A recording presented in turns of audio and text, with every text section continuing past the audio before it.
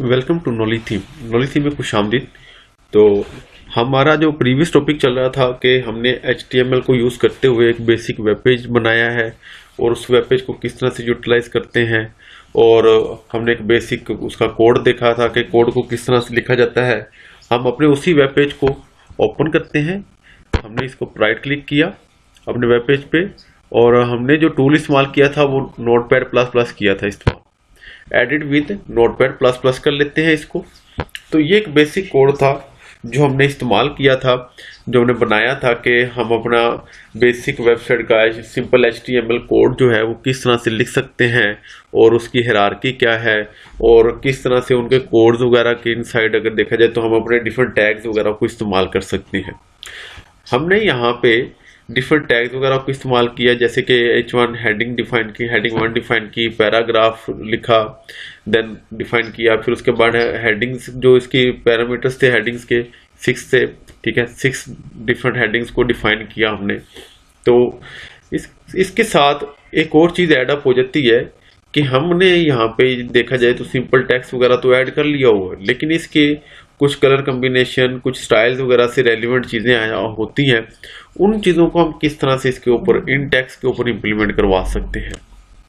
तो सबसे पहले हम अपना एक इसके साथ अपना एक वेब पेज ओपन कर लेते हैं। इसी को इस वेब पेज के ऊपर क्लिक किया, वेब पेज को लोड किया। जैसे ही वेब पेज हमारे पास लोड हो जाएगा तो हमारे पास हमारे जो कोड लिखा हुआ है उसकी आउटपुट आ जाएगी। हमारा ये जो कोड जितना लिखा हुआ है इसकी ये आउटपुट अवेलेबल है। अब यहाँ पे इसको देखा जाए तो ये बिल्कुल सिंपल है टेक्स्ट। सिंपल टेक्स्ट से मुराद ये है कि इसके ऊपर किसी किस्म का कोई कलर कम्बिनेशन नहीं अप्लाई हुआ हुआ, किसी किस्म की कोई फॉन्ट प्रॉपर्टी अप्लाई नहीं हुई हुई है जो हमारे एंड के ऊपर की जो हमारी कोई डिजायर हो। तो इस तरह से कुछ चीज़ें आ जाती हैं।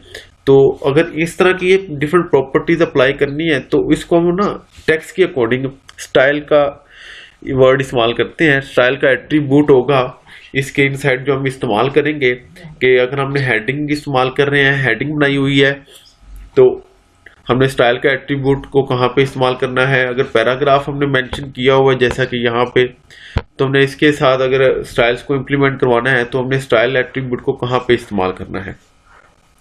तो लेट्स सपोज कि जैसे कि अब हमारे पास देखा जाए तो हमारे पास एक हेडिंग 1 डिफाइन है या पैराग्राफ डिफाइन हुआ है, तो हमने इसके अगेंस्ट कोई एट्रीब्यूट इस्तेमाल करना है स्टाइल का, और उसके अगेंस्ट इसके ऊपर हमने इस्तेमाल करेंगे कलर कम्बिनेशंस को। सबसे पहले हम कलर को इम्प्लीमेंट करवाते हैं, जैसा कि जो लिखा हुआ है welcome to my web page. अब इसके जो टैग है हेडिंग 1 का, ठीक है, अब जहाँ पे इसका स्टार्टिंग पॉइंट था टैग डिफाइन किया, स्पेस देने के बाद अब आपने यहाँ पे अपना दूसरा एट्रीब्यूट इस्तेमाल करना है जो कि हमारे पास है स्टाइल नाम का। स्टाइल, ठीक है, इज इक्वल टू, उसके बाद आपने इन्वर्टेड कॉमा, कोटेशन मार्क्स को आपने इस्तेमाल करना है, कोटेशन मार्क। अब हमने इसके ऊपर अप्लाई करना था जी कलर। अब जैसे जैसे आप देख रहे हैं कि जैसे जैसे मैं कोड लिखता जा रहा हूं मुझे साथ हिंट में भी आता जा रहा है, ठीक है, कोलन। अब उसके बाद मुझे डिफाइन करना है कि कौन सा कलर मैं इंप्लीमेंट करवाना चाह रहा हूँ, ठीक है, कि कोई लेट्स सपोज रेड कलर करने जा रहे हैं, ब्लू कलर करना चाह रहे हैं, ठीक है, डिफरेंट कलर हमारे पास हैं। तो लेट्स हम कहते हैं जी इसको कर दो रेड कलर, ठीक है, और उसके बाद अब आपने यहाँ पे सेमीकोलन, और इसके बाद आपने इसका कोटेशन मार्क क्लोज करना है, और अब आपने इसको कंट्रोल S कर देना है। कंट्रोल S करने के बाद अब आपने अपने वेब पेज को रिफ्रेश करना है। अब जैसे ही वेब पेज को रिफ्रेश किया तो हमने यहाँ पे जो कलर डिफाइन किया हुआ था वो कलर यहाँ पे इम्प्लीमेंट हो चुका हुआ है। अब ये चीज़ जो है यहाँ पे असल बेसिकली स्टाइल क्या है, स्टाइल इस H1 का एक एट्रीब्यूट है, और एट्रीब्यूट की जो प्रॉपर्टीज हैं वो हमने ये डिफाइन की हुई है कि इसकी जो प्रॉपर्टीज हैं, जो इसको मेन पॉइंट्स हैं, जो फंक्शंस हैं इसका, जो इसने एक्ट परफॉर्म करना है वो क्या करना है, उसने कलर चेंज करना है, कलर करना है रेड कलर करना है, ठीक है। इस तरह से हम इसका कोई और डिफरेंट कलर भी लेट्स सपोज करते हैं। अगर लेट्स सपोज यहाँ पे हम राइट कर देते हैं जी ब्लू किया, कंट्रोल एस कर देते हैं और अपना वेब पेज रिफ्रेश करते हैं। अब यहाँ पे इसका कलर अगेन चेंज हो चुका हुआ है। तो इस तरह से हम स्टाइल एट्रीब्यूट को इस्तेमाल करते हुए अपने डिफरेंट प्रॉपर्टीज वगैरह को अप्लाई करवा सकते हैं। तो अब यहाँ पे एक फिर पॉइंट जनरेट हो जाता है कि क्या ये सिर्फ टेक्स्ट के ऊपर अप्लाई होता है, क्या जो हमने बॉडी बनाई हुई है, जो हमारे वेब पेज का बैकग्राउंड है, क्या इसके अगेंस्ट भी कोई कलर कम्बिनेशन वगैरह अप्लाई किया जा सकता है? जी बिल्कुल जी, किया जा सकता है।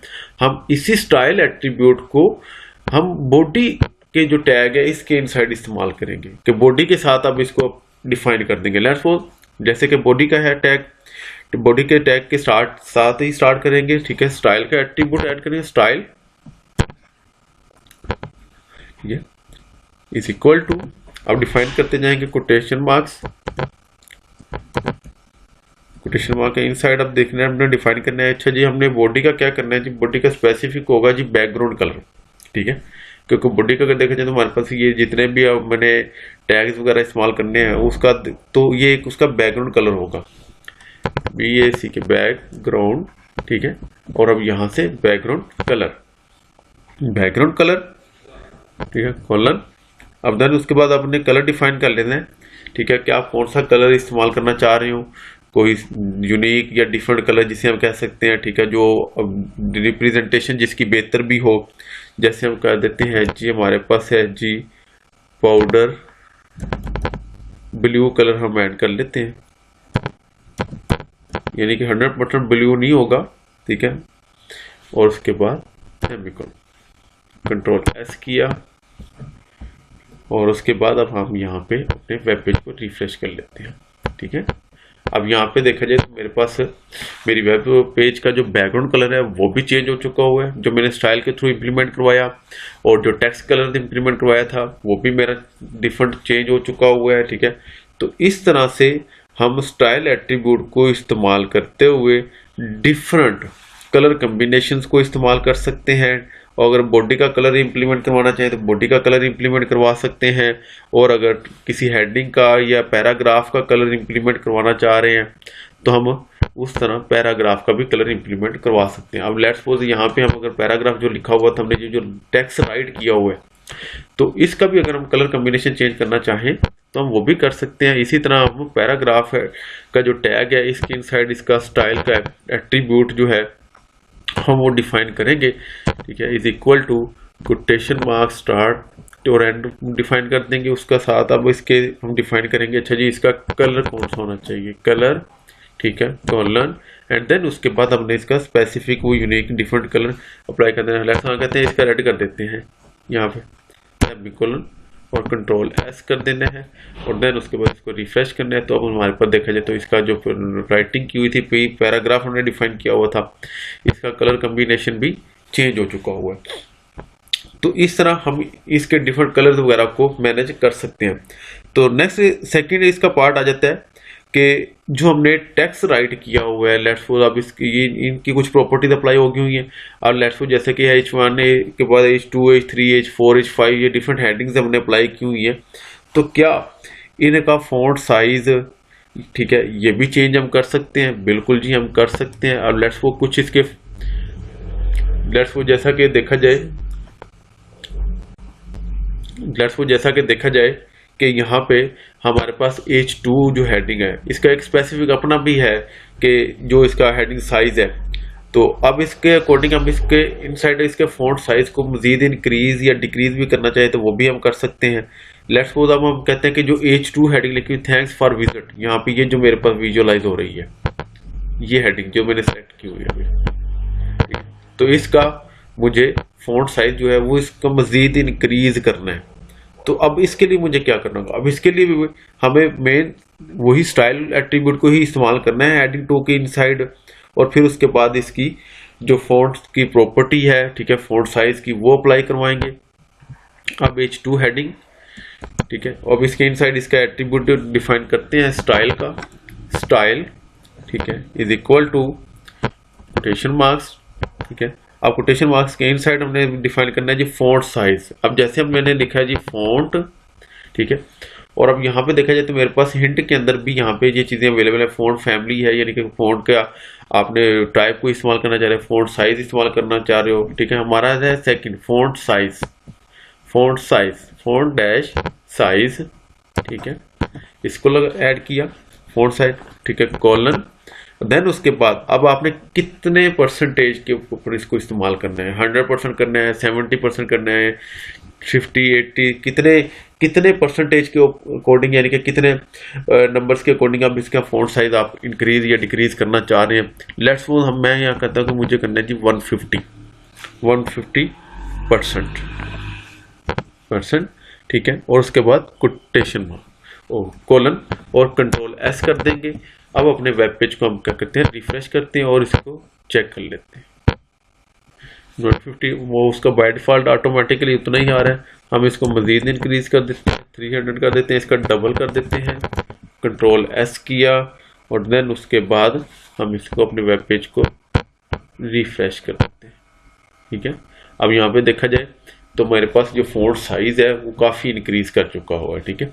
तो इस तरह से हम डिफरेंट फ़ॉन्ट साइज वगैरह अपनी नीड के अकॉर्डिंग वो भी हम यहाँ पे अप्लाई कर सकते हैं। स्पेसिफिक ये फ़ॉन्ट साइज अगर अप्लाई करने से रेलिवेंट देखा जाए तो ये जो स्टाइल यूटिलाइज होगा, तो अगर हमने कोई स्पेसिफिक डिफरेंट हेडिंग्स वगैरह को जनरेट करना है, ठीक है, तो हम उन हेडिंग्स के अकॉर्डिंग फिर इसको अप्लाई करते हैं ताकि हम डिफरेंट हेडिंग साइज वगैरह अपनी नीड के अकॉर्डिंग डिफाइन कर सकें। तो देन अब एक चीज़ और इसके साथ ऐड ऑन हो जाती है कि जो हमने यहाँ पे हेडिंग्स वगैरह डिफाइन की हुई हैं, ठीक है। अब इन हेडिंग्स को क्या सिर्फ ये सारे टेक्स्ट या जो हेडिंग्स आ रही हैं ये हमारे वेब पेज के लेफ्ट साइड पे ही यूटिलाइज हो रही होंगी या विजुलाइज हो रही होंगी, तो क्या इनको सेंटर अलाइन कर सकते हैं या तो कहीं और इसके अलाइनमेंट्स वगैरह को यूटिलाइज किया जा सकता है? बिल्कुल जी किया जा सकता है, और इसी स्टाइल एट्रीब्यूट को हम इस्तेमाल करते हुए इसको मैनेज कर सकते हैं। अब लेट्स सपोज यहाँ पे अब हमें किसका टेक्स्ट अलाइनमेंट का एट्रीब्यूट भी ऐड कर, एट्रीब्यूट जो स्टाइल का एट्रीब्यूट है इसके साइड हम इसकी टेक्स्ट अलाइनमेंट को भी इस्तेमाल कर लेते हैं।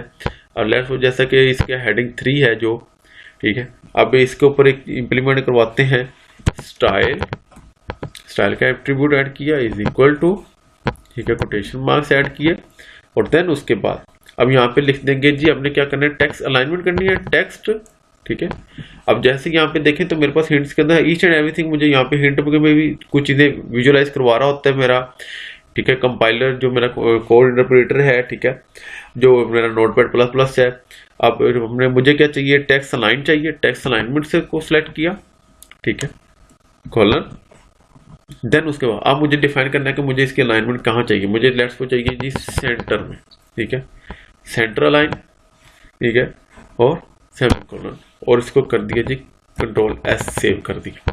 अब अपने वेब पेज पे आके वेब पेज को रिफ्रेश करते हैं तो यहाँ पे देखें कि जो हेडिंग 3 थी मैंने इसको सेंटर अलाइन किया, तो मेरे पास हेडिंग 3 मेरे वेब पेज के अकॉर्डिंग सेंट्रली विजुअलाइज हो रही है कि उसकी जो अलाइनमेंट है मेरे वेब पेज के अकॉर्डिंग वो सेंटर अलाइन हो चुकी हुई है।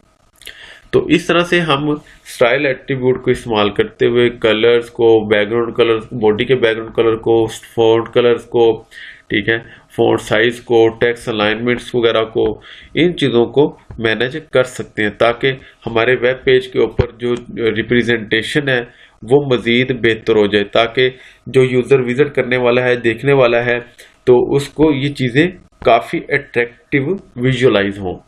और साथ ही साथ इसके एक और चीज़ ऐड ऑन हो जाती है कि मैंने फॉन्ट स्टाइल वगैरह तो अप्लाई कर दिए हुए कुछ चीज़ें, लेकिन थोड़ा सा और इसको इन्हांस करना है अपने कोड को। लेट्स सपोज जैसे कि मेरे पास यहाँ पे लिखा आ रहा है welcome to my web page, मैं कहता हूँ कि ये इसको ना इटैलिक विजुअलाइज भी होना कर जाए, ठीक है, कि इसको थोड़ा सा इटैलिक व्यू भी देना चाहिए। तो अब जो भी आपने इस तरह की प्रॉपर्टी अप्लाई करनी है तो इसके लिए एक चीज़ का खास ख्याल रखिएगा, ठीक है, कि ये जो टेक्स्ट प्रॉपर्टीज़ हैं, टेक्स्ट के एलिमेंट्स हैं, ठीक है, तो इनका एक सेपरेट टैग आपने इस्तेमाल करना है, ठीक है, इनका एक सेपरेट टैग इस्तेमाल होगा, ठीक है।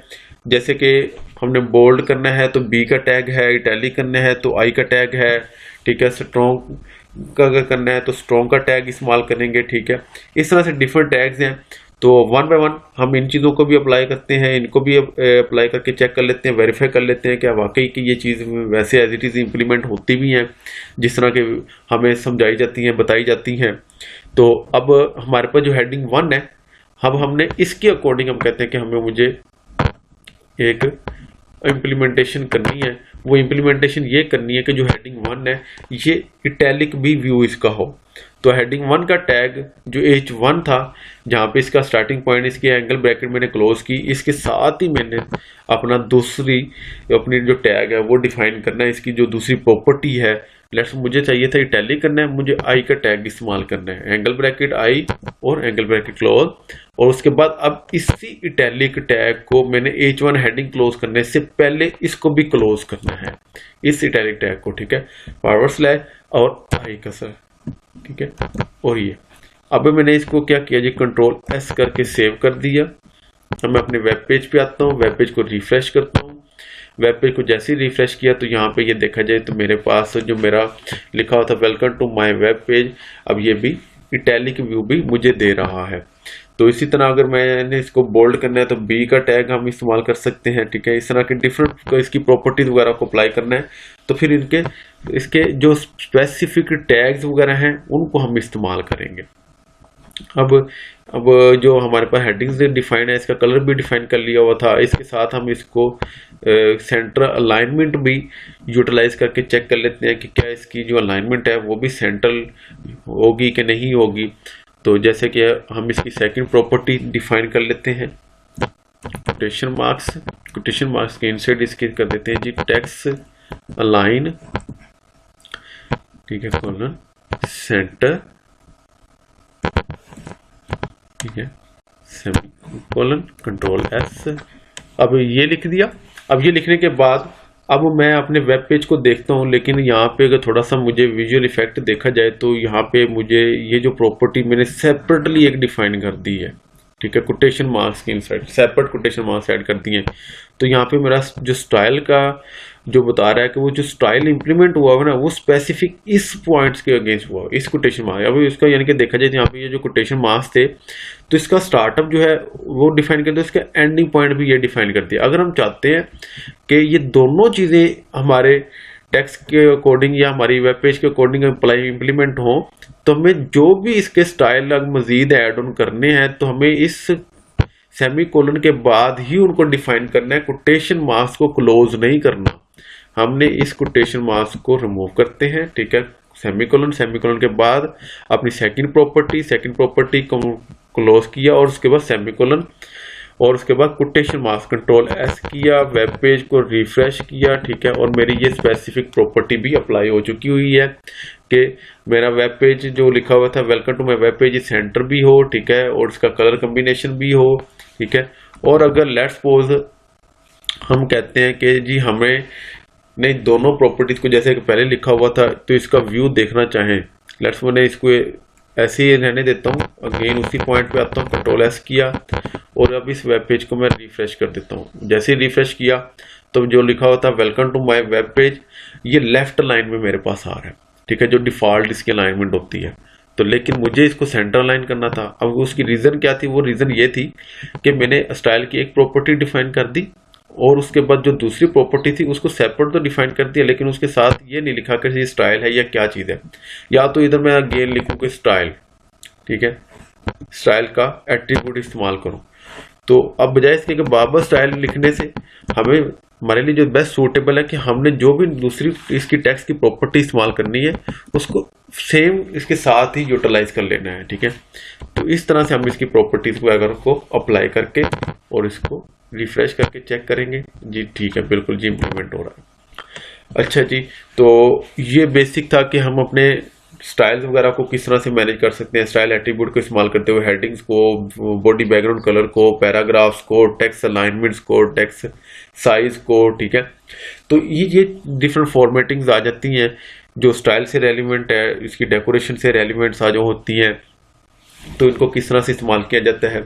तो इसको एक और चीज़ इसके साथ आपको डिफाइन करता जाऊँ कि ये जो इनकी प्रॉपर्टीज हमने जो डिफाइन की है, ठीक है, इसको सर बेसिकली स्टाइलिंग का वर्ड इस्तेमाल किया जाता है और इसको CSS के अंदर भी ऐड किया जाता है, ठीक है, CSS कहा जाता है। और इस टाइप की जो कैटेगरी जो प्रॉपर्टीज हम टैग के इनसाइड इस्तेमाल करते हैं बेसिक HTML के अंदर, ठीक है, तो इसको हम इनलाइन CSS कहते हैं। ख्याल रखिएगा कि जो इसके टैग के इनसाइड जितनी भी प्रॉपर्टीज वगैरह इसकी डिफाइन की जाएंगी, फॉन्ट से रेलिवेंट, कलर कम्बिनेशन से रेलिवेंट, ठीक है, उसके अलाइनमेंट से रेलिवेंट, तो इसको हम कहते हैं CSS, कैस्केड स्टाइल शीट के रेलिवेंट इसको कहा जाता है। लेकिन इस कैटेगरी को क्या कहते हैं, ये जो टाइप हमने इसने यहाँ पे इस्तेमाल की है, ये इसकी टाइप 1 आती है CSS की, ठीक है, वो आती है इनलाइन CSS, यानी कि उसी सेम लाइन के ऊपर ही उसकी प्रॉपर्टीज को हमने वैल्यूज को डिफाइन किया और उसके ऊपर वो चीजें इंप्लीमेंट कर दी हुई, ताकि हमारी जो रिप्रेजेंटेशन है वो बेहतर हो सके, उसके विजुअल इफेक्ट्स वगैरह बेहतर हो सके, उसके